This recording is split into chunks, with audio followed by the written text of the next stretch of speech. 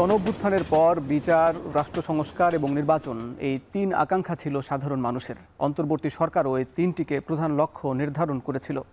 এরপর 14 মাস পেরিয়ে গেছে, আর মাত্র 3 মাস পর জাতীয় সংসদ নির্বাচন। কিন্তু সংস্কার নিয়ে এখনও জট কাটেনি। 1 বছর ধরে সংস্কারের কর্মযজ্ঞ শেষে জুলাই সনদ তৈরি হলেও এর বাস্তবায়ন প্রক্রিয়া নিয়ে বিতর্কে জড়িয়েছে রাজনৈতিক দলগুলো। এই অবস্থায় একরকম শঙ্কা নিয়েই গন্তব্যের দিকে ছুটছে ভোটের ট্রেন। ভোটের সংখ্যা কি আরও ঘনীভূত হবে, নাকি এই সংকট থেকেই মিলবে মুক্তির পথ? আলোচনা করতে চাই আজকের ভোটের ট্রেনে। সঙ্গে আছি আমি হাসিব বিল্লাহ। রাজনৈতিক সংকট মূলত 4টি বিষয়ে। 84টি সংস্কার নিয়ে তৈরি জুলাই সনদে থাকা সংবিধান সম্পর্কিত 48টি বিষয় কিভাবে বাস্তবায়ন হবে, এ নিয়ে পরস্পর বিরোধী অবস্থানে জুলাইয়ের মিত্ররা। এক নজরে দেখে নিতে চাই সংকটের কারণগুলো। দর্শক, দেখছি যে এখানে সংস্কার সংকট, এখানে জুলাই সনদে ভিন্ন মত নিয়ে। মূলত এই জুলাই সনদ যখন বাস্তবায়নের পর, যখন জুলাই সনদে বেশিরভাগ রাজনৈতিক দল কিন্তু নোট অফ ডিসেন্ট বা ভিন্ন মত দিয়েছে, যখন এটি নিয়ে যখন আলোচনা হয় তখনই রাজনৈতিক দলগুলো ভিন্ন মত জানিয়েছিল। বিএনপি বলেছিল তারা ক্ষমতায় গেলে তাদের ভিন্ন মত দেওয়া বিষয়গুলো বাস্তবায়ন করবে না। এজন্য 17 অক্টোবর ভিন্ন মত সহ জুলাই সনদে স্বাক্ষর করেছে বিএনপি। কিন্তু 28 অক্টোবর সরকারের কাছে দেওয়া ঐকমত্য কমিশনের চূড়ান্ত সুপারিশে তাদের নোট অফ ডিসেন্ট রাখা হয়নি। অর্থাৎ ভিন্ন মত ছাড়াই জনগণ জুলাই সনদে ভোট দিবে। তাই পরবর্তী সরকারের এই সনদ বাস্তবায়নে বাধ্যবাধকতা তৈরি হবে। এজন্য এটিকে কমিশনের প্রতারণা হিসাবে মন্তব্য করছে বিএনপি। দর্শক, দেখা যাচ্ছে এরপর গণভোটের সময় নিয়ে কিন্তু বেশ বিতর্ক রয়েছে। জামাত ইসলামী সহ বেশ কিছু রাজনৈতিক দল আগামী মাসে অর্থাৎ নভেম্বরে গণভোট চায়। এছাড়া বিএনপি সহ বেশিরভাগ রাজনৈতিক দল কিন্তু নির্বাচনের দিন একই সঙ্গে গণভোট চায়।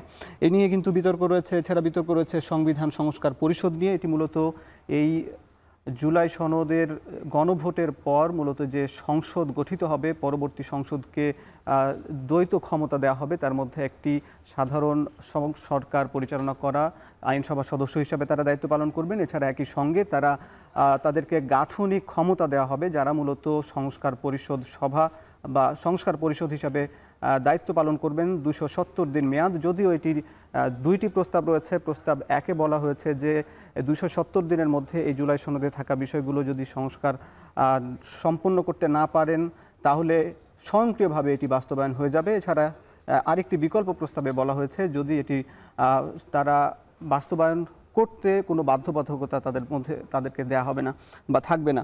এছাড়া একই সঙ্গে রয়েছে বিশেষ সাংবিধানিক আদেশ জারি। আসলে এই সাংবিধানিক আদেশ জারিটা করবেন কে, রাষ্ট্রপতি নাকি অন্তর্বর্তী সরকার প্রধান, এই নিয়ে কিন্তু বিতর্ক রয়েছে। দর্শক, দেখছেন ভোটের ট্রেন। আজকের ভোটের ট্রেনের আলোচনার শিরোনাম ভোট সংখ্যা। আর এ বিষয়ে আলোচনায় স্টুডিওতে আছেন বিএনপির নির্বাহী কমিটির গবেষণা বিষয়ক সম্পাদক শামীমুর রহমান শামীম, এবং আছেন জাতীয় নাগরিক পার্টি এনসিপির যুগ্ম আহ্বায়ক জাভেদ রাসিন, এবং একই সঙ্গে মিরপুর থেকে সরাসরি যুক্ত আছেন গার্ডিয়ান পাবলিকেশনের ব্যবস্থাপনা পরিচালক ও বগুড়া 3 আসনের জামাত ইসলামের মনোনীত সংসদ সদস্য প্রার্থী নূর মোহাম্মদ আবু তাহের। আপনাদের 3জনকে স্বাগত জানাচ্ছি আজকের ভোটের ট্রেনে। আমরা শুরুতেই বিএনপির গবেষণা সম্পাদক শামীম ভাই, আপনার কাছে একটু জানতে চাই, গতকাল থেকেই আমরা একটু দেখছি সামাজিক যোগাযোগ মাধ্যমে বিএনপির নেতাকর্মীরা না ক্যাম্পেইন করছে। আসলে এই না ক্যাম্পেইন করার কারণ কি? আসলে এটি কি গণভোট নিয়ে নাকি জুলাই সনদ নিয়ে একটু বলবেন? আমাদের এভাবে এখনো সিদ্ধান্ত হয়নি কোনো বিষয় নেই। তো বিএনপি প্রথম থেকে বলেছে যে গণভোট এবং জাতীয় নির্বাচন একই দিনে অনুষ্ঠানের দাবি করেছে এই অন্তর্বর্তীকালীন সরকারের জাতীয় ঐকমত্য কমিশনের কাছে। তারপরেও আমাদের যেটা সবচেয়ে গুরুত্বপূর্ণ বিষয় হিসেবে আসছে আমাদের সংবিধানের মূলনীতিতে আল্লাহর উপর পূর্ণ আস্থা এবং বিশ্বাস স্থাপন, এই বিষয়টা বাদ দেওয়ার যে কোনো ষড়যন্ত্রের বিরুদ্ধে আমরা না অবস্থান নিয়েছি। আর জাতীয় নির্বাচনের দ্বিতীয়ত হলো জাতীয় নির্বাচনের আগে গণভোটটা, সেটাকে আমরা না হিসেবে বিবেচনা করছি। আর জুলাই সনদে যেগুলো ইচ্ছামতো পরিবর্তন করা হয়েছে, রাজনৈতিক দলগুলো জুলাই সনদে যে সিগনেচার করেছে, স্বাক্ষর করেছে সমস্ত রাজনৈতিক দল, অধিকাংশ রাজনৈতিক দল, সেইটার বহির্ভূত অনেক কিছু সেখানে পরবর্তীতে ইচ্ছামতো পরিবর্তন করে নোট অফ ডিসেন্ট না রেখে বাস্তবায়নের সুপারিশ হিসেবে সেটাকে ঐকমত্য কমিশন উপস্থাপন করেছে। এটা রাজনৈতিক দলগুলোর মাঝে, অনেক রাজনৈতিক দলের মাঝে একটি বিশ্বাস আস্থার একটা সংকট তৈরি করেছে এই ঐকমত্য কমিশন। এটা বিভাজন, দূরত্ব, রাজনৈতিক অঙ্গনে অস্থিরতা, বিভাজন, অনৈক্যের একটা সৃষ্টি করেছে, যেটা তাদের উচিত হয়নি, সমীচীন হয়নি। এটা জি, আমি মনে করি। নিশ্চয়ই আপনার অবস্থান আমরা বুঝতে পেরেছি, কিন্তু এখানে যে রাজনৈতিক দলগুলো অংশ নিয়েছে ঐকমত্য কমিশনে, প্রায় 30টা রাজনৈতিক দল, এর মধ্যে সবাই বা বেশিরভাগ রাজনৈতিক দলই কিন্তু নোট অফ ডিসেন্ট বা ভিন্ন মত জানিয়েছে বিভিন্ন সংস্কার প্রস্তাবগুলোতে। এখন যখন গণভোটে যখন এটি দেয়া হবে, তখন তো এতগুলো বেশি, মানে অর্থাৎ যদি আমি বলি 84টার মধ্যে 48টা সংবিধান সংস্কার যদি প্রশ্ন হয়, তাহলে 48টা আলাদা আলাদা এবং ভিন্ন মত সহ প্রশ্ন দেওয়া তো তার জন্য বা ঐকমত্য কমিশনের জন্য জটিল। সেই জন্যই যদি তারা এক জায়গায় সেটা নিয়ে এসে একটা প্যাকেজ আকারে উল্লেখ করেছে, এবং একই সঙ্গে যদি তারা যদি এই সংখ্যাগরিষ্ঠ মতামতকেই যদি গ্রহণ করে, অর্থাৎ 30টা রাজনৈতিক দলের মধ্যে যখন 25টা দল একমত, তখন সেটাকে তারা গ্রহণ করেছে। কিন্তু এই বিষয়ে কেন আপত্তি এখন? না, আপনি তো বিএনপি যেগুলো নোট অফ ডিসেন্ট দিয়েছে, অনেক গুরুত্বপূর্ণ স্পর্শগত বিষয়, দেশ এবং জাতির সংবিধানের সাথে সাংঘর্ষিক, যেগুলো বিএনপি রাষ্ট্রীয় ক্ষমতায় অধিষ্ঠিত হলে সেখানে তারা নোট অফ ডিসেন্ট দেওয়ার মানে এইটাই, তারা সেটা ক্ষমতা গেলে বাস্তবায়ন করবে না। সেটা তো রাষ্ট্র জাতির স্বার্থে সেটা বিবেচনা করেছে। আপনাকে তো সেই নোট অফ ডিসেন্টটা তো এই ঐকমত্য কমিশন আমলে নিয়ে উপস্থাপন করেনি। এটাই তো একটা আত্মঘাতী কাজ হয়েছে, এবং তারা ঐক্যের যে প্রচেষ্টা ছিল সেটা থেকে দূরে সরে আসছে। রাজনৈতিক দলগুলো অনাস্থা, অবিশ্বাসের সংকটের জন্ম দিয়েছে ঐকমত্য কমিশন। আপনি তো এইভাবে আপনাকে সমগ্র জাতিকে, রাজনৈতিক আদর্শ ভিন্নতা থাকবে রাজনৈতিক দলের, আপনাকে তো রাজনৈতিক দলগুলো সবকিছু যে একটা বিষয় একমত হবে এটা তো কখনো হবে না। ভিন্নমত থাকবে, আদর্শগত ভিন্নতা থাকবে। দেশ এবং জাতির স্বার্থে তো আমাকে একটা জায়গায় আপনাদেরকে আসতে হবে, ইকুইলিব্রিয়াম পয়েন্টে আসতে হবে। ভিন্নমত থাকতে পারে, কিন্তু সেটা তো আপনি তো একেবারে উড়িয়ে দিতে পারবেন না। যেটা নোট অফ ডিসেন্ট দিয়েছে, এটা যৌক্তিক কারণেই বিএনপি দিয়েছে। সেগুলোতে টোটালি আপনাকে বাইপাস করে আপনি যে উপস্থাপন করেছেন, এটা তো ঠিক হয়নি। যৌক্তিক কারণগুলো কি আমরা শুনবো আপনার কাছে আরও পরে। আমরা এবার এনসিপির যুগ্ম আহ্বায়ক জাভেদ রাসিনের কাছে একটু জানতে চাই যে আপনি শুরু থেকে ঐকমত্য কমিশনের প্রতিনিধিত্ব করেছেন এনসিপির পক্ষ থেকে, তো তখনও কিন্তু বিএনপির প্রতিনিধিরা বলেছিল যে যেসব বিষয়ে তারা নোট অফ ডিসেন্ট দিয়ে রাখছে সেগুলো কিন্তু তারা বাস্তবায়ন করবে না সরকারের ক্ষমতায় গেলে। তারপরও যখন এই ঐকমত্য কমিশন এই চূড়ান্ত সুপারিশে নোট অফ ডিসেন্ট ছাড়াই যখন একটা এই প্রস্তাবগুলো উপস্থাপন করলো, তখন কি তাহলে এটা করলো কেন? এটি কি এক ধরনের প্রতারণা নয়? কি বলবেন? না দেখেন, এখানে প্রতারণার প্রশ্নটা তো পরে আসবে। আগে যদি আমরা জুলাই সনদ নিয়ে প্রশ্নটা করি, যে জুলাই সনদে নোট অফ ডিসেন্ট কেন দিয়েছে, হ্যাঁ, এটা নিয়ে প্রশ্ন আসলো যেহেতু, সেই কারণে বলি যৌক্তিক কারণে নোট অফ ডিসেন্ট দিয়েছে। ভালো যৌক্তিক কারণ হচ্ছে সাংবিধানিক পদগুলো এক্সিকিউটিভ দ্বারা নিয়োগ দেয়া, মানে ধরেন আমার পিএসসি, আমার দুর্নীতি দমন কমিশন কিংবা মানবাধিকার কমিশন, এগুলোর পদগুলো নিয়োগ দিবে হচ্ছে সরকার, অথচ এই প্রতিষ্ঠানগুলো সৃষ্টি করা হয়েছিল সরকারকে চেক অ্যান্ড ব্যালেন্সের মধ্যে রাখার জন্য। এটা হচ্ছে যৌক্তিক কারণ। এই যদি যৌক্তিক কারণ হয়, আমি মনে করি না নোট অফ ডিসেন্টের থাকার কোনো প্রয়োজন আছে। এটা জনগণের ডিসাইড করা উচিত আসলে। আরেকটা বিষয় একটু বলে রাখি, সেটা হচ্ছে যখন ঐকমত্য কমিশনের একদম প্রথম দিকে নোট অফ ডিসেন্টের আলোচনাটা যখন আসে, সেটা 70 অনুচ্ছেদ কেন্দ্র করে একটা আলোচনার প্রেক্ষিতে, যখন হাউসে একটা মত আসছিল না, আমরা যেমন দুইটা ইয়ার কথা বলছিলাম, দুইটা ব্যাপারে সংসদ সদস্যরা তার দলের বিরুদ্ধে গিয়ে ভোট দিতে পারবেন, হ্যাঁ, আর বিএনপির ক্ষেত্রে 4টার কথা বলা হচ্ছিল। সেই একটা জায়গায় তখন বিএনপির পক্ষ থেকে প্রস্তাব দেওয়া হয় যে নোট অফ ডিসেন্ট দিয়ে রাখলাম, আমরা যদি কখনো ক্ষমতায় যাই তাহলে আমরা এটা এইভাবে করব। ঠিক আছে, ওকে। তো এখন নোট অফ ডিসেন্ট মানে কি? নোট অফ ডিসেন্ট মানে হচ্ছে একটা জিনিস হয়ে গিয়েছে, সেটার সাথে আমার ভিন্ন মত আছে, আমি সেটা মানি না তা না, সেটা আমার ভিন্ন মত আছে, আমি মানি না। দেখেন এখানে এনসিসির ব্যাপারটা তো আপনি জানেন, আপনি নিজে কভার করেছেন। সেখানে এনসিসি যে ধারণাটা নিয়ে আসা হলো, সেই ধারণা নিয়ে আসা হয়েছিল সবগুলো সাংবিধানিক প্রতিষ্ঠান একটা বডি, নিরপেক্ষ বডি নিয়োগ দিবে। সেটা কি মানা হয়েছে? সেটা তো কোনো পক্ষ মানে নাই, সেটা নিয়ে ঐক্যমত্য হয় নাই। সো এই কারণে তো এনসিসির প্রশ্নটা আর আসে নাই, আলোচনাতে নাই। জুলাই সনদে কি এনসিসি বলে কিছু আছে? কিছু নাই। সে এনসিসির ধারণা চলে গেছে গিয়ে তখন সেখানে সাংবিধানিক নিয়োগ কমিটি নিয়ে সাংবিধানিক বিধিবদ্ধ প্রতিষ্ঠান নামে আরেকটা নিয়োগ কমিটি নিয়ে আসা হয়েছিল, সেটাও মানা হয় নাই। সেটাও চলে গিয়ে তখন আলাদা আলাদা করে প্রত্যেকটা প্রতিষ্ঠানের জন্য আলাদা আলাদা করে একটা কমিটি করার প্রস্তাব দেওয়া হয়েছিল। সেখানে বিএনপি শুধুমাত্র নির্বাচন কমিশনের ব্যাপারে মেনেছিল, বাকিগুলোর ব্যাপারে মানে নাই। তার মানে কি? বাকিগুলোর ব্যাপারে তার নোট অফ ডিসেন্ট আছে, মানে জিনিসটা পাস হয়ে গিয়েছে, এটার ব্যাপারে তার ভিন্ন মত আছে। নোট অফ ডিসেন্ট মানে তো এটা আমি মানি না, না মানলে তো তাহলে তো এনসিসি আর আসতো না, তাহলে তো এনসিসির ব্যাপারে কি বিএনপি নোট অফ ডিসেন্ট দিয়েছে? দেয়নি, সেটা মানেই নাই। তো এখানে স্পষ্ট পার্থক্য আছে কিন্তু নোট অফ ডিসেন্টের সাথে আর না মানার সাথে। হ্যাঁ, এখন বিএনপি যে কথাটা বলছে আমি আরও একটু আপনাকে এই অনুষ্ঠানের মাধ্যমে জানাতে চাই, সেটা হচ্ছে আমরা জুলাই সনদে স্বাক্ষর করিনি। আমরা একটা কারণ বলেছিলাম যে জুলাই সনদের বাস্তবায়ন আদেশের যে টেক্সটটা আমাদেরকে দেখাতে বলেছিলাম, কারণ আমরা বলেছিলাম যে জুলাই ঘোষণাপত্রে আমাদের সাথে এক প্রকার প্রতারণা করা হয়েছিল। জুলাই ঘোষণাপত্রে আমাদেরকে যে টেক্সটটা দেখানো হয়েছিল, পরবর্তীতে ঘোষণা পাঠের সময় সেই টেক্সটটা একটা দলের টেক্সট হয়ে গিয়েছিল। সেম জিনিসটা আমরা এবার খুব ভালোভাবে লক্ষ্য করলাম, সেটা হচ্ছে 14ই অক্টোবর আমাদের কাছে ঐকমত্য কমিশন থেকে সর্বশেষ যে চূড়ান্ত কপিটি দেওয়া হয়েছিল জুলাই সনদের, সেখানে নোট অফ ডিসেন্ট বিষয়ে কোনো কথা বলা ছিল না। কিন্তু আমরা খেয়াল করলাম যেই দিন জুলাই সনদ স্বাক্ষর হলো সেদিন যে বইটা দেওয়া হলো, বইটা আমরা পেয়েছি, সেই বইয়ে সুন্দর করে প্রত্যেকটা জায়গায় নোট দিয়ে রাখা হয়েছে যে যে দল পরবর্তীতে ক্ষমতায় যাবে তারা সেই মোতাবেক ব্যবস্থা গ্রহণ করবে, জনগণের ম্যান্ডেট নিয়ে যারা ক্ষমতায় যাবে। এই যে নোটটা বসানো হলো এটা কিন্তু আমাদের অগোচরে বসানো হয়েছে। আমরা যদি ওই দিন স্বাক্ষর করতে যেতাম আমরা কিন্তু তখন একটা বিব্রতকর অবস্থায় পড়ে যেতাম। আমাদের কাছে যেই কপি দেওয়া হয়েছিল সেখানে এই নোটটা ছিল না। এই নিয়ে আমরা অবশ্যই এটা দেশবাসীকে দেখাবো যে আমাদের সাথে এই যে বিষয়গুলো বদলে যায়, আমি জানি না কি ভৌতিকভাবে এগুলো বদলে যায়, তো সেই জায়গাটায় আমরা স্পষ্ট অবস্থান নিয়েছিলাম যে জুলাই সনদ বাস্তবায়ন নিয়ে আমরা এই জায়গাটায় কোনো ছাড় দেব না। সেই কারণে আমরা বলেছিলাম বাস্তবায়ন টেক্সটের আদেশটা আমরা দেখি। এখন আপনারা যেমন ভৌতিক কারণের কারণে যেমন স্বাক্ষর করেননি, ঠিক একইভাবে বিএনপি বলছে যে ভৌতিক কারণেই এটি আবার জুলাই সনদে অন্তর্ভুক্ত করা হলো না নোট অফ ডিসেন্ট, এবং একই সঙ্গে বিএনপির থেকে দাবি করা হচ্ছে যে সরকার রেফারি হয়ে গোল দেওয়ার চেষ্টা করছে। এখানে বলা হচ্ছে যে একটা বা দুইটা রাজনৈতিক দলকে সুবিধা দেওয়া হয়েছে, আসলে কি সেই সুবিধার কাতারে কি এনসিপি পড়ে? না, সুবিধা তো সবচেয়ে বেশি বিএনপিকে দেওয়া হয়েছে, আর বিএনপি তো মানে রেফারি হয়ে তো রেফারিকে ফাউল করার চেষ্টা করছে বিএনপি। কারণ এখানে এতগুলো দল একমত হয়ে একটা জায়গায় একটা জুলাই সনদের প্রশ্নে আসলো, সেখানে বাস্তবায়ন নিয়ে আলোচনা হলো, সেই বাস্তবায়নে একটা আদেশ হবে, আদেশের পর গণভোট, গণভোটের পরে কনস্টিটিউয়েন্ট পাওয়ার থাকবে পরবর্তী সংসদের। সেই আলোচনাটাকে একটা ভিন্ন খাতে প্রবাহিত করার জন্য আমরা দেখতে পেলাম ধর্ম কার্ড খেলা হলো। যেদিন এই বাস্তবায়ন আদেশটা দেওয়া হলো, কপিটা দেওয়া হলো, জমা দেওয়া, সেদিন রাতেই দেখলাম ধর্ম কার্ড খেলা হলো। কি সর্বশক্তিমান আল্লাহর উপর আস্থা ও বিশ্বাস মূলনীতি হিসেবে নাই, এটা নাই যেহেতু তার মানে আমরা গণভোটে এটার বিপক্ষে অবস্থান, একটা না ক্যাম্পেইন কিন্তু শুরু হয়ে গেছে। স্পষ্ট করে বলি, আপনি ওই জায়গাটায় খেয়াল করে দেখুন, মূলনীতিতে বিএনপির কোনো নোট অফ ডিসেন্ট নাই, জামাত ইসলামেরও নাই। তার মানে কি? তাহলে তো তারা সেটা মেনে নিয়েছে।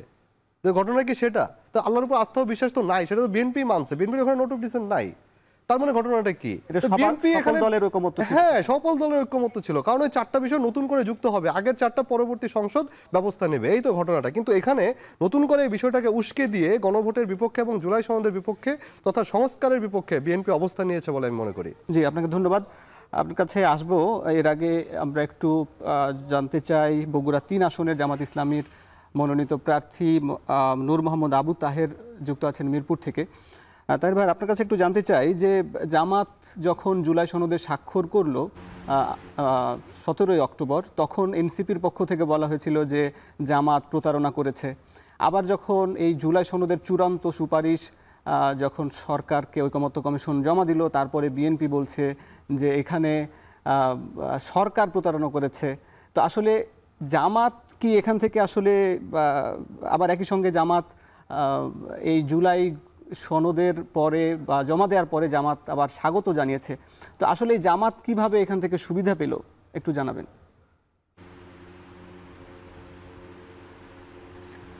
ধন্যবাদ আপনাকে। সম্ভবত এই প্রশ্নটা জামাতকে করা হচ্ছে এই কারণে জামাত এখনো প্রশ্ন তোলে নাই যে কারা কে বিশ্বাসঘাতকতা করেছে, এই প্রশ্ন সম্ভবত জামাত তোলে নাই। তো এনসিপি প্রশ্ন তুলেছে, জামাত বিশ্বাসঘাতকতা করেছে। এনসিপিকেই বলতে হবে তাহলে জামাত কোন গ্রাউন্ডে বিশ্বাসঘাতকতা করেছে। এনসিপি বলুক আমাদের সাথে ব্যাক এন্ডে কোনো আলাপ হয়েছে কিনা, পর্দার আড়ালে কোনো কথা হয়েছে কিনা, আমরা কোনো প্রমিস করেছিলাম কিনা, সেই প্রমিস আমরা ভেঙে ফেলেছি কিনা। এনসিপি বলে ফেললে এটা আমাদের রাজনীতি, বাংলাদেশের মানুষদের বোঝাটা খুবই সহজ হয়ে যায়, দৃশ্যমান হয়ে যায়। অ্যাজ ওয়েল অ্যাজ আমরা বরাবর বলেছি আর কি, ব্যর্থতা আমাদের প্রত্যেকের স্বীকার করতে হবে। ব্যর্থতার জায়গাটা আমরা স্বীকার করতে চাই না। আজকে বলা হচ্ছে জাতীয় ঐক্যমত প্রতিষ্ঠিত হয়েছে, বাট জাতির সকল নাগরিকদের প্রশ্ন, আদৌ কি আসলে জাতীয় ঐক্যমত হয়েছে? এই যে নোট অফ ডিসেন্টের কথা বলছি, এখন যে বিতর্ক উঠেছে, বিকজ অফ আমরা দীর্ঘ কয়েক মাস আমাদের ঐক্যমত কমিশনের সাথে বৈঠক করে আমরা প্রত্যেকটা বিষয়ে, অধিকাংশ বিষয়ে আমরা ঐক্যমত পোষণ করতে পারিনি, যার কারণে তো নোট অফ ডিসেন্ট এসেছে।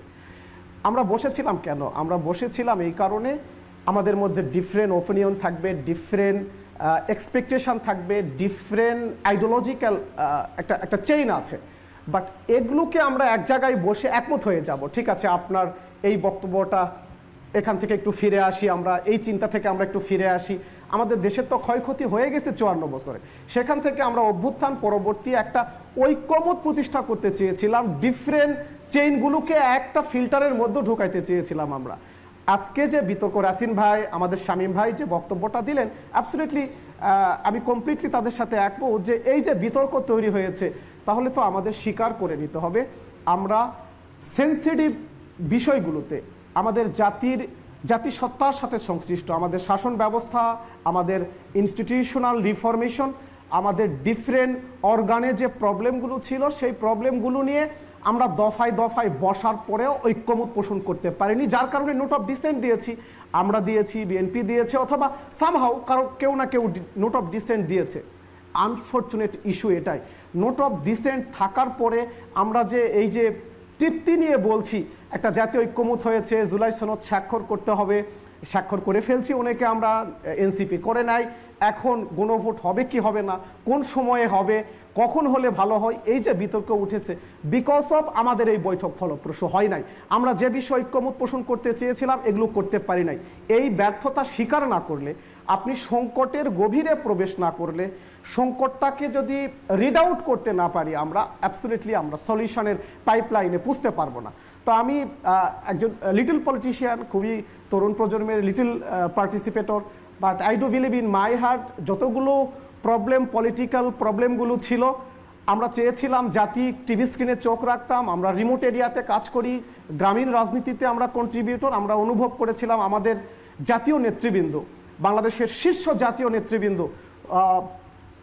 30+ পলিটিক্যাল পার্টির শীর্ষ নেতৃবৃন্দ যারা জাতিকে পথ দেখাচ্ছেন, অভ্যুত্থানে যারা কন্ট্রিবিউট করেছে, ফ্যাসিবাদের জাতাকল থেকে যারা দেশকে উদ্ধার করেছে, তারা ইগো পরিহার করে, তারা তাদের ব্যক্তি স্বাতন্ত্র্যকে রেখেই ডিফারেন্ট মতকে কনজিউম করবে, এগুলোকে একীভূত করবে, একটা মেথ করে ফেলবে। হয়নি, এটা একের পর এক বৈঠক হয়েছে আবু তাহের, প্রায় কয়েক মাস ধরে বৈঠক হয়েছে মূলত, সেটি কিন্তু সমাধান হয়নি। শেষ পর্যন্ত ঐকমত্য কমিশন বিশেষজ্ঞ টিমের সঙ্গে বৈঠক করেছে, সেখান থেকে মূলত একটা প্রস্তাব ঐকমত্য কমিশন সরকারকে দিয়েছে, সেখান থেকেও কিন্তু আরও বেশি জটিলতা তৈরি হয়েছে।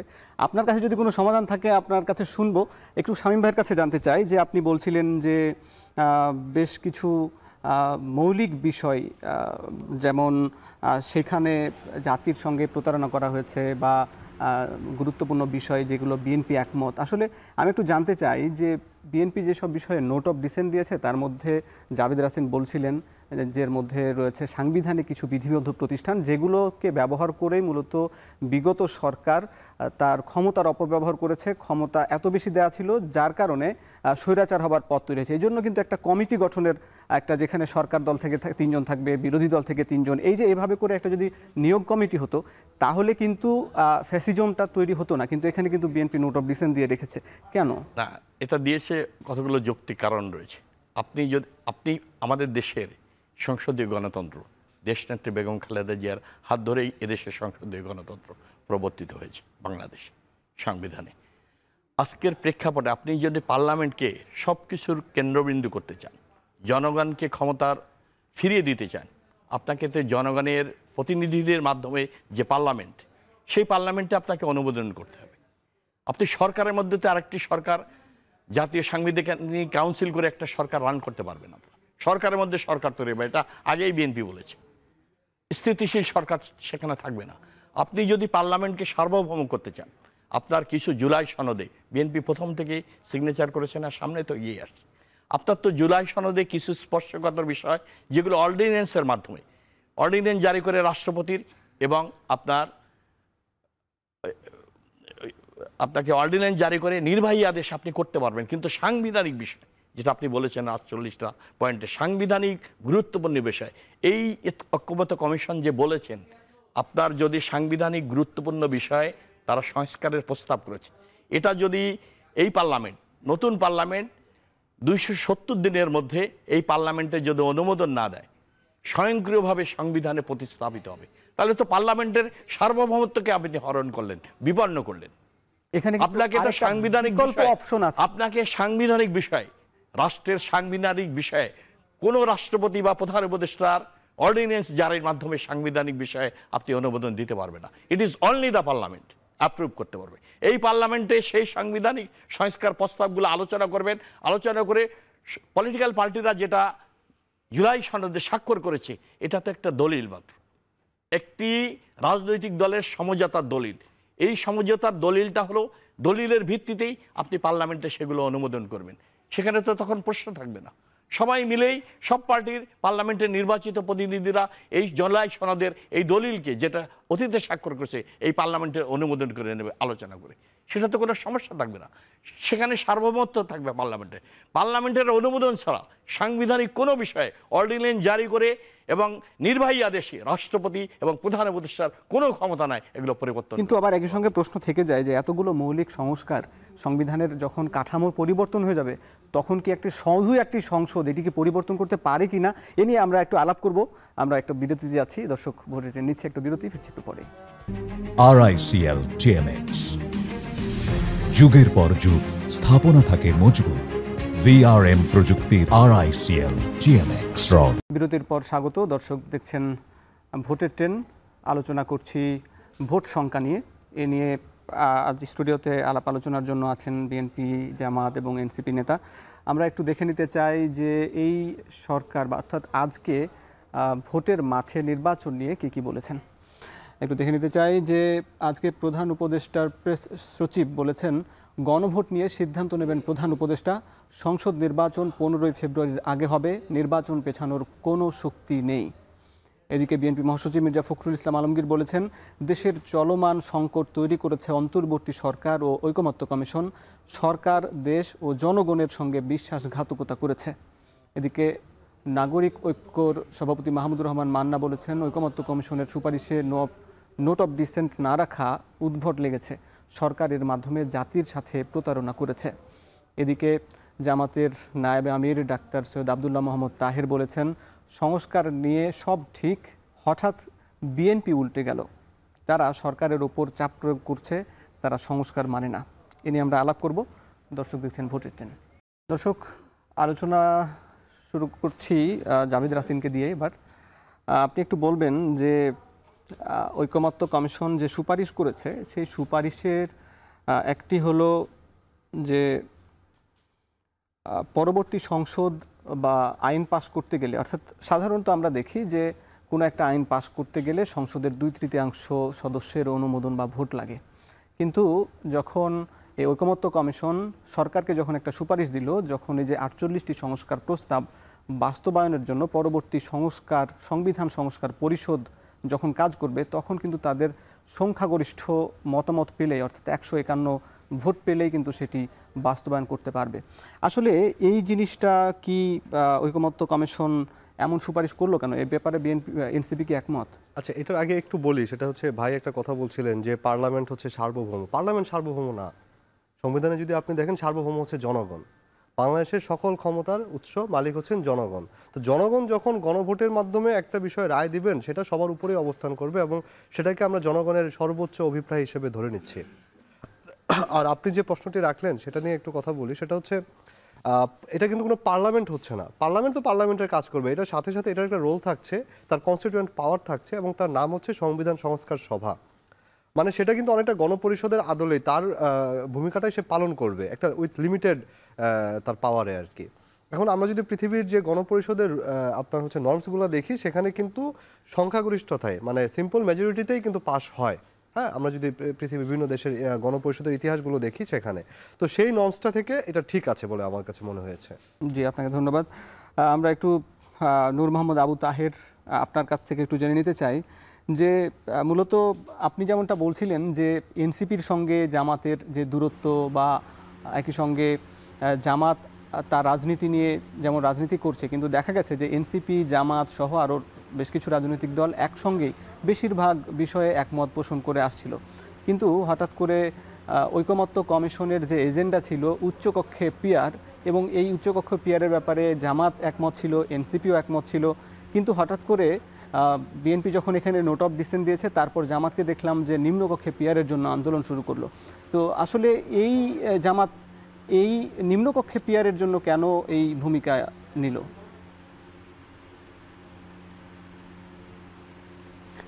ধন্যবাদ। আমি রাসিন ভাইয়ের সাথে, জাভেদ রাসিন ভাইয়ের সাথে এক জায়গায় একমত, শামীম ভাইয়ের সাথে, বিনয়ের সাথে ডিফার করছি যে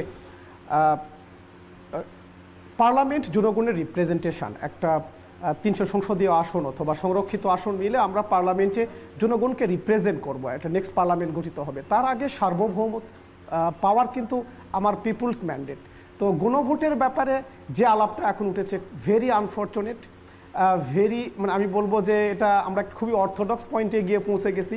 আমার মনে হয় যে পার্লামেন্টের চেয়ে সুপিরিয়র ক্ষমতাবানদের কাছে আমরা গিয়ে বলছি যে আমাদের রাষ্ট্রটা আগামী দিন কেমন হতে পারে, এবং যে পার্লামেন্টটা হবে সেই পার্লামেন্টকে আপনারা কিভাবে দেখছেন, তার ফর্ম, তার অ্যাপ্রোচ, তার শেপটা কেমন হবে, সেটির জন্য আমরা গণভোটের দাবি করছি।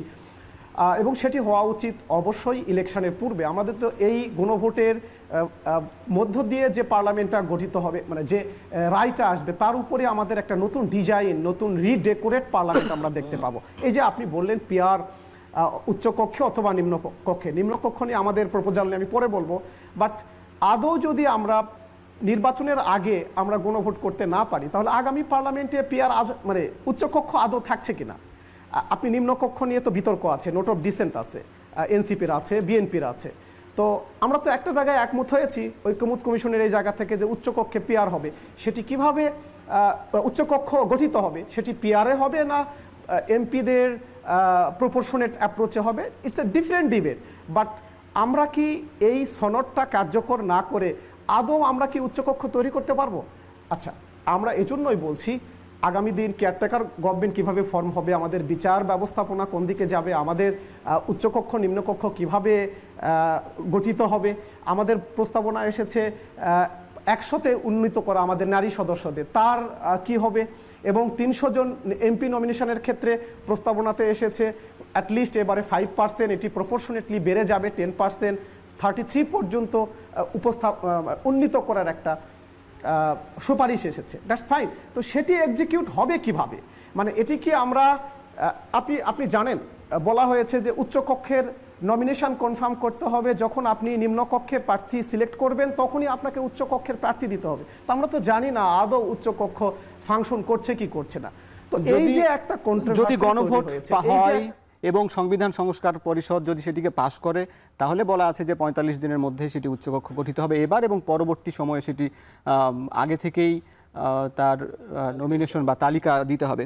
যাক, এটা আমি পাশাপাশি এটা আপনার কাছে জানতে চাই যে ভোট কিন্তু ট্রেনে উঠে গেছে নির্বাচন, এবং একই সঙ্গে আপনিও নির্বাচনের জন্য ব্যাপক প্রচারণা চালাচ্ছেন আপনার বগুড়া 3 আসনে, কিন্তু আবার একই সঙ্গে যেহেতু জাতীয় নির্বাচনের জন্য উন্মুখ হয়ে আছে গোটা জাতি, এবং একই সঙ্গে নির্বাচনের আগে আপনারা গণভোট চাচ্ছেন, যেখানে কি আসলে নতুন করে আবার একটা বিতর্ক তৈরি হবে কিনা, বা নতুন করে আবার এই গণভোটের, বা যেহেতু একই সঙ্গে গণভোট নির্বাচনের দিন হলে বা ক্ষতি কি? ওকে, আপনি দুটো প্রশ্ন করেছেন। প্রথমত আমরা কেন নিম্নকক্ষে পিয়ার চাই এটি নিয়ে বলেছেন, আমরা ব্যাখ্যা দিয়েছি, লটস অফ টাইম আমরা ব্যাখ্যা দিয়েছি কেন আমরা পিয়ার চাই। দেখুন, শামীম ভাই একমত হবেন, রাসিন ভাই একমত হবেন, ইন ডেমোক্রেসি ডিফারেন্ট ওপিনিয়ন থাকবে। আমরা আমাদের ওন স্ট্র্যাটেজি আছে, আমাদের ওন পলিটিক্যাল অ্যাপ্রোচ আছে টুয়ার্ডস আওয়ার নেশন। আমরা ফিল করছি পিয়ার পিপল রিপ্রেজেন্টেশন, এটা গুণ মানুষকে একীভূত করবে, প্রত্যেকের মর্যাদাকে সমুন্নত করবে, প্রত্যেকের রাইটসকে সামনে নিয়ে এসে দাঁড়াবে। এটি নিয়ে আপনি বিতর্ক করতে পারেন, আপনি বিতর্ক করেন। আমরা তো ওই জায়গাতে বলছি না যে আমরা পিয়ার নেই তো ইলেকশন করতে দেব না, আমরা বলছি না তো এটি। আমরা বলছি এটা আমাদের demand as a political entity. আমরা আমাদের জায়গাটাকে অ্যাপ্রোচ করছি, কেয়ারটেকার গভর্নমেন্ট নিয়েও অ্যাপ্রোচ করেছি, খারিজ করেছে সার্টেন টাইমে each and every political party সেটিকে রিকগনাইজ করেছে। আমরা যে আলাপ তুলেছি আমরা এই আলাপটা কন্টিনিউ করব, আমরা জাতিকে কনভিন্স করার চেষ্টা করব। যদি জাতি প্রত্যাখ্যান করে আমরা মেনে নিব, আর জাতি যদি অ্যাকসেপ্ট করে আপনি এই মুভমেন্টকে আরও বড় পরিসরে দেখবেন এবং ইনশাল্লাহ we do believe in our ideology, এইটাকে আমরা জাতির কাছে আরও স্মার্টলি রিপ্রেজেন্ট করাতে পারবো। সেকেন্ডলি আপনি যেটি বলেছেন গণভোটের কারণে কি ইলেকশনে কোনো শঙ্কা তৈরি হচ্ছে, না আমি আই ডোন্ট থিঙ্ক সো। আমি মনে করি ইলেকশনকে আমরা কেবলমাত্র একটা ইলেকশন করার জন্যই অভ্যুত্থানটা হয় নাই। আমাদের 54 বছরের দেশটা যে জায়গায় গিয়ে পৌঁছেছিল সেখান থেকে একটা ফিল্টার, একটা চমৎকার ডেমোক্রেটিক ফিল্টারের মধ্যে এই রাষ্ট্রটাকে তোলাটা বড় চ্যালেঞ্জ। তার জন্য ইলেকশন অন্যতম বড় একটা টুলস, কিন্তু কেবলমাত্র একটা ইলেকশনই যে জাতির সমাধান না, তা তো লাস্ট 3টা ইলেকশনে প্রমাণিত হয়েছে। তো আমরা কি একটা যেন তেন ইলেকশন করব? আমরা এই জন্যই কি আমরা এত রক্ত, এত শাহাদাত, এত খুন, এত বড় একটা রেভলিউশন হয়ে গেল?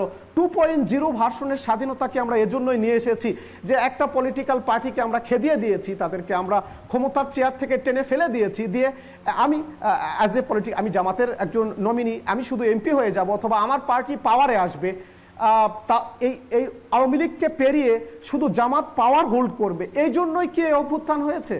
সামওয়াট এখানে বিএনপি আছে, এনসিপি আছে। আমাদের বক্তব্য আমরা এমন একটা সুনির্দিষ্ট চেইন তৈরি করব, এমন একটা ইনস্টিটিউশনাল কাঠামো তৈরি করব যেখানে কেউ ব্যক্তি ইলেকশনে কোনো পলিটিক্যাল পার্টি, কোনো অথরিটি, কোনো আপনি ডিপ স্টেট বলেন, কোনো মেকানিজম বলেন, এমন একটা ইনস্টিটিউশনাল কারেকশন যেখানে ইলেকশনে সকলে স্বস্তি পাবে, সবাই অনুভব করবে। সেটাই আমরা সবার কাছে আমরা একটা প্রত্যাশা করি সবাই। আপনাকে ধন্যবাদ। আপনার কাছে আসবো।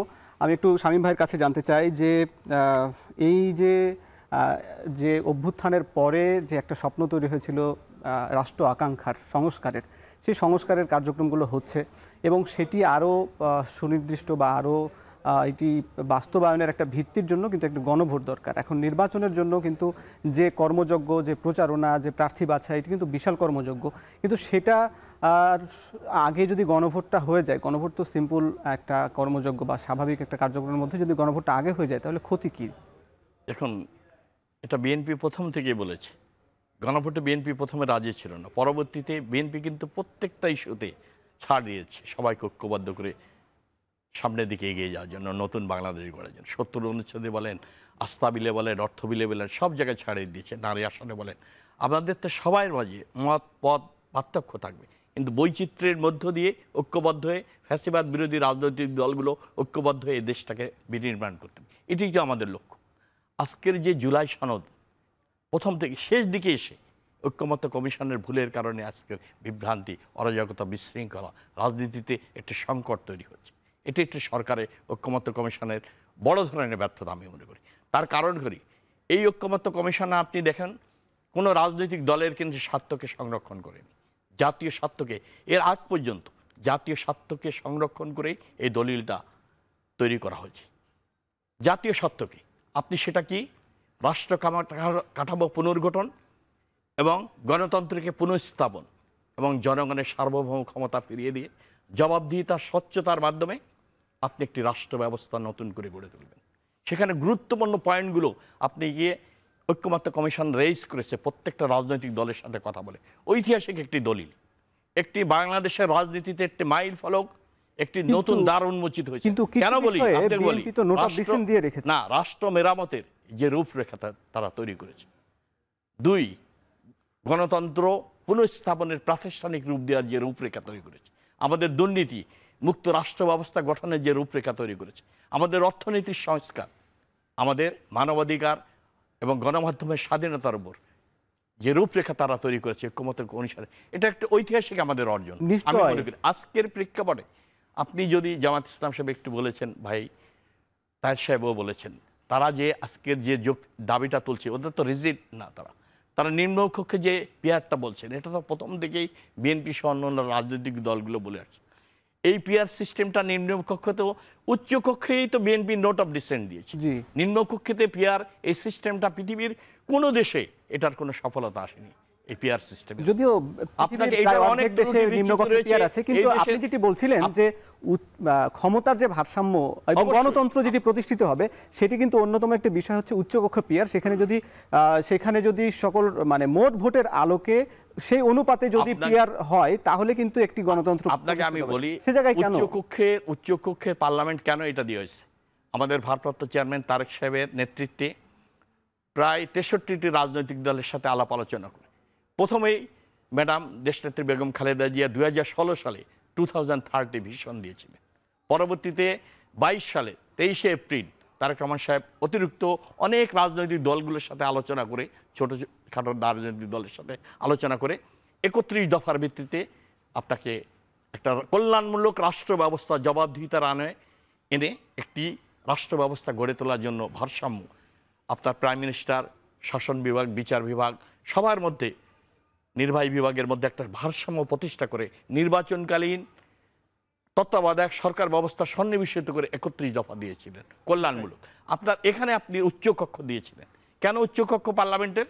আমাদের রাজনীতি যারা করবে তাদের জন্য নিম্নকক্ষ, আর এর বাইরে যারা বিদগ্ধ ব্যক্তিবর্গ রয়েছে, সাংবাদিক রয়েছে, আমাদের শিক্ষাবিদ রয়েছে, আইনজীবী রয়েছে, আমাদের যথা বিভিন্ন বিষয়ের এটাই উদ্দেশ্য, তাদের জন্য নির্ধারিত যদি ছিল। পিয়ার হয় তাহলে বেশিরভাগ রাজনৈতিক যে ছোট দল, সে যদি নিম্নকক্ষে যদি সে আসন না পায়, সে 3% ভোট পেয়েছে কিন্তু সে নিম্নকক্ষে কোনো আসন পায়নি, সে কিন্তু উচ্চকক্ষে 3টা আসন পাবে। সেটা রাজনৈতিক দলগুলোর সাথে আলোচনা করে তাদের প্রতিনিধিত্ব উচ্চকক্ষে নিতে পারেন, এটা আলোচনার সুযোগ আছে।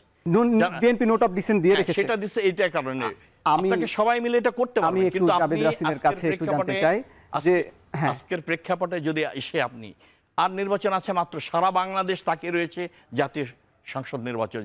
প্রধান উপদেষ্টার প্রেস সেক্রেটারি সাহসী উচ্চারণ করেছে, এটা মাননীয় প্রধান উপদেষ্টা দেখবেন গণভোটের বিষয় নিয়ে। নিশ্চয়ই জাতির প্রত্যাশা পূরণ করে অবশ্যই 15 ফেব্রুয়ারির মধ্যে আমরা নির্বাচন চাই। জি, ধন্যবাদ আপনাকে জাবেদ রাসিন। যে বিএনপি প্রায় 15টা বিষয়ে নোট অফ ডিসেন্ট দিয়ে রেখেছে, তার মধ্যে একটি হচ্ছে উচ্চকক্ষে পিয়ার।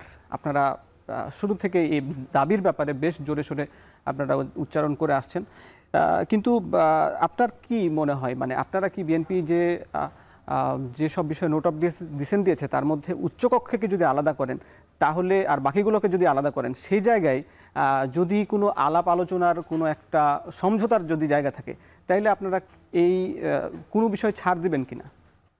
এখানে কিন্তু যখন ঐক্যমত্য কমিশনের বৈঠকে আলোচনাগুলো চলছিল, তখন কয়েকটি বিষয়কে আমরা কিন্তু প্রথম থেকেই খুব জোর দিয়ে আসছিলাম, যেগুলোকে আমরা মৌলিক সংস্কারের অংশ বলছি, যে আসলে এগুলো যদি সংস্কার না হয় আদতে আমাদের যে রাজনৈতিক সংস্কৃতি সেটা পরিবর্তন হবে না। সেই জায়গার আমরা কয়েকটা বিষয় যেমন ফাইন্ড আউট করেছিলাম, তার মধ্যে অন্যতম হচ্ছে উচ্চকক্ষ পিয়ারে গঠিত হতে হবে, ভোটের পিয়ারে। আর তত্ত্বাবধায়ক সরকারের ক্ষেত্রে আমরা শান্তিপূর্ণ ক্ষমতা হস্তান্তর একটা রূপরেখা দিয়েছিলাম।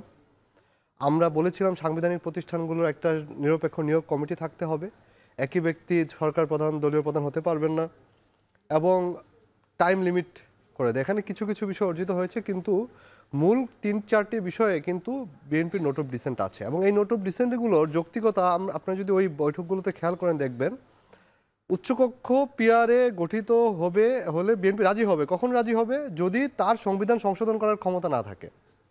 মানে ভাইয়ের কথা থেকেই আমরা যেটা বুঝতে পারলাম সেটা হচ্ছে বিএনপি এমন একটা উচ্চকক্ষ গঠন করতে চায় যেটা হচ্ছে একটা আপনার কি বলে কিছু বুদ্ধিজীবীর ভাগারে পরিণত হবে। সেটা যারা যেসব অনেক রাজনৈতিক দলের নেতা আছেন যারা জীবনে এমপি হইতে পারবেন না, তাদেরকে বিএনপি ওই উচ্চকক্ষে বসানোর জন্য উচ্চকক্ষের প্ল্যানটা করছে আসলে।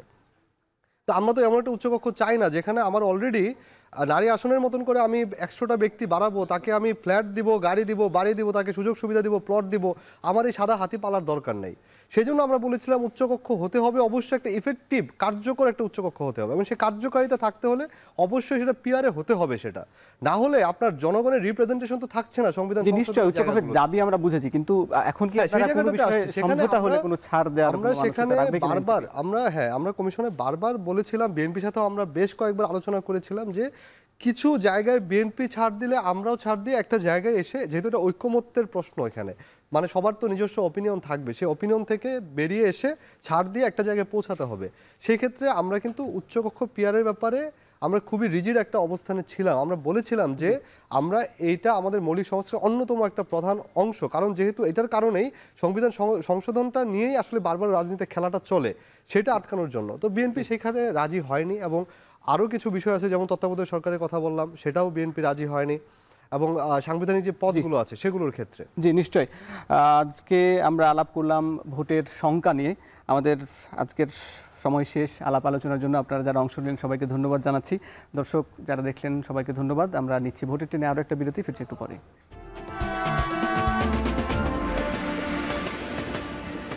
বিরতির পর স্বাগত। দর্শক দেখছেন ভোটের ট্রেন, সঙ্গে আছি আমি হাসিব বিল্লাহ।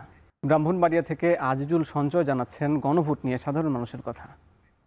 ট্রেনে ব্রাহ্মণবাড়িয়া থেকে যুক্ত হচ্ছি আমি আজিজুল সঞ্চয়। জাতীয় সংসদ নির্বাচনের আগে গণভোট নিয়ে মতবিরোধ তৈরি হয়েছে রাজনৈতিক দলগুলোর মাঝে। এ নিয়ে কি বলছে সাধারণ মানুষ, চলুন জেনে আসি। বাংলাদেশ হলো একটা গরিব রাষ্ট্র, উন্নত রাষ্ট্র না।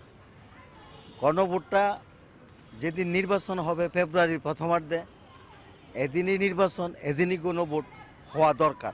অবশ্যই যদি জাতীয় নির্বাচনে এই ধরনের কোনো আয়োজন করা হয়, জাতীয় নির্বাচনকে প্রশ্নবিদ্ধ করা অথবা ডিলে করা অথবা না করা একটা অপকৌশল হিসেবে তার প্রথম দিকে গণভোটই করতে চাই।